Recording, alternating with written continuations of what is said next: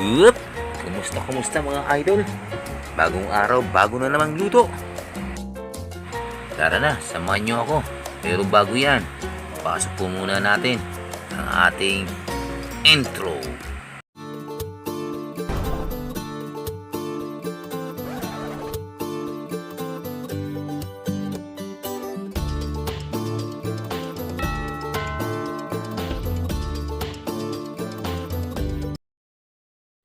Malinis na po ang ating manok.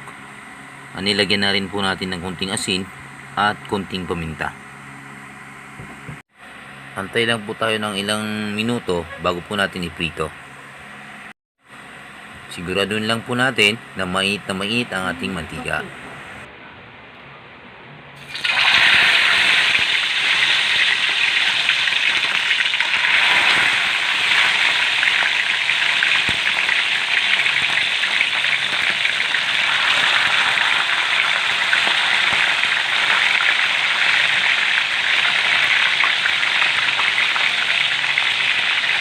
Yan, ito po muna natin.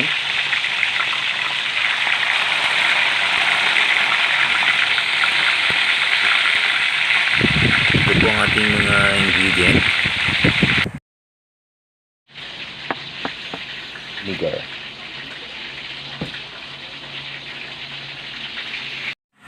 Luto na po ang manok.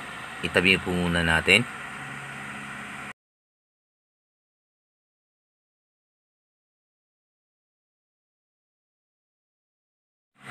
At habang hinihintay nating uminit ang mantika, sa isang mangkok pagsamasahin muna natin ang lahat ng sangkap.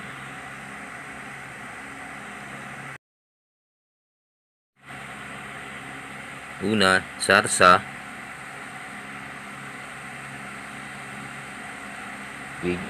sunod natin ang tubig,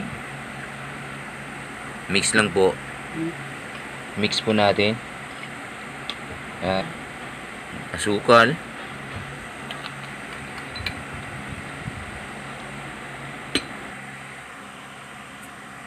at paminta,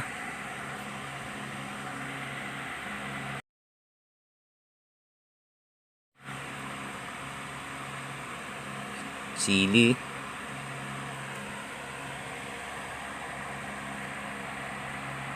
habang patuloy na mini-mix.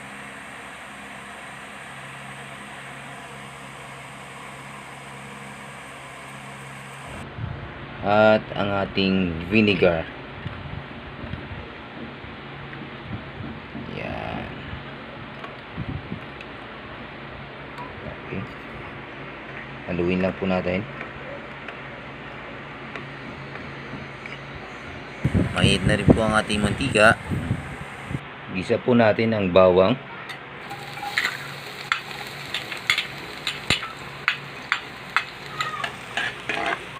Hintayin po natin mag-brown. At ang ating sibuyas.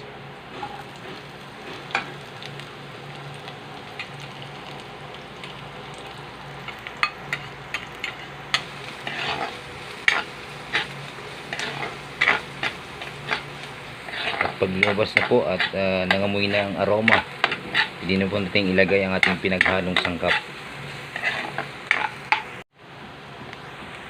Lagay na po natin ang ating pinaghalong mga sangkap.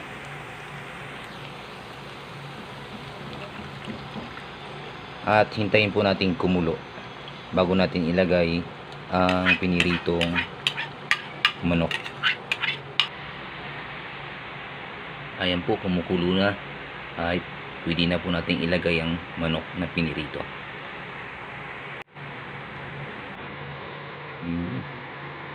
Oh, sarap yan.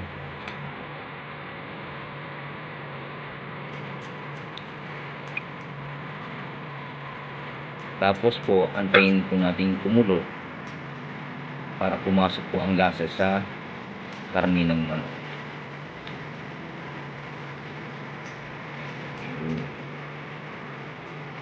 Antayin lang po natin ulit kumulo.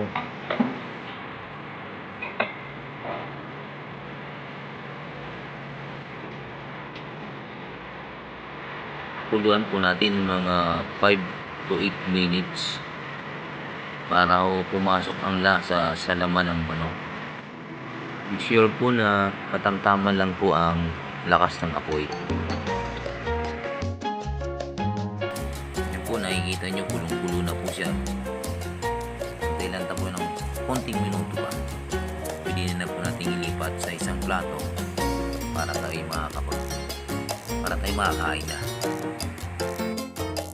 Mga idol, silipin na lang po dun sa description box. Nandun po lahat ng mga sangkap na ginamit natin.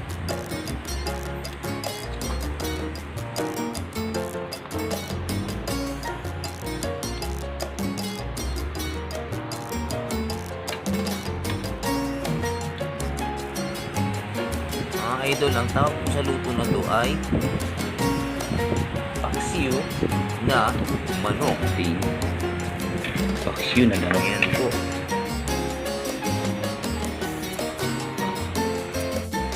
At sa mga hindi pa po nakapag-subscribe, subscribe na po kayo. Pindutin lang po nyo ang bell sa baba para lagi po kayong updated sa mga susunod ko pang mga video ng pagluluto. Yan po mga idol, subukan na nyo. Masarap.